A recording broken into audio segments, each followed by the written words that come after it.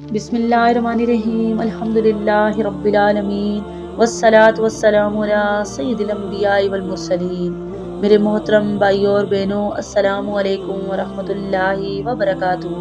ام المومنین حضرت عائشہ صدیقہ رضی اللہ تعالیٰ عنہ کہتی ہیں کہ میں نے کہا، اے اللہ کے رسول صلی اللہ علیہ وآلہ وسلم، اگر مجھے معلوم ہو جائے کہ کون سی رات لیلۃ القدر ہے تو میں اس میں کیا پڑھوں؟ تو آپ صلی اللہ علیہ وآلہ وسلم نے فرمایا، تم یہ پڑھا کرو، اللہم انکا عفو کریم تحب العفو فاعف عنی۔ اے اللہ، تو عفو درگزر کرنے والا مہربان ہے، تو عفو درگزر کرنے کو پسند کرتا ہے، اس لیے تو ہمیں معاف و درگزر کر دے۔ سنن ترمذی حدیث نمبر 3530۔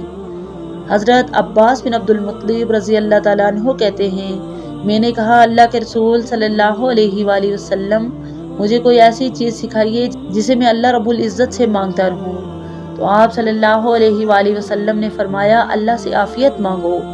پھر کچھ دن رک کر میں رسول اللہ صلی اللہ علیہ وآلہ وسلم کے پاس حاضر ہوا اور عرض کیا، یا رسول اللہ صلی اللہ علیہ وآلہ وسلم، مجھے کوئی ایسی چیز بتائیے جسے میں اللہ سے مانگتا رہوں۔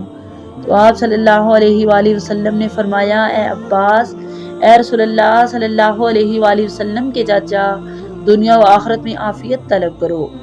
سنن ترمذی حدیث نمبر 3514۔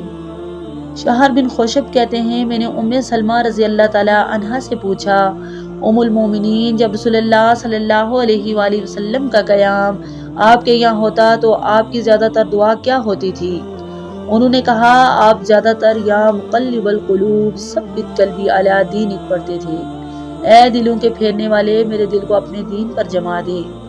خود میں نے بھی آپ صلی اللہ علیہ وآلہ وسلم سے پوچھا، اے اللہ کے رسول، آپ اکثر یہ دعا کیوں پڑھتے ہیں؟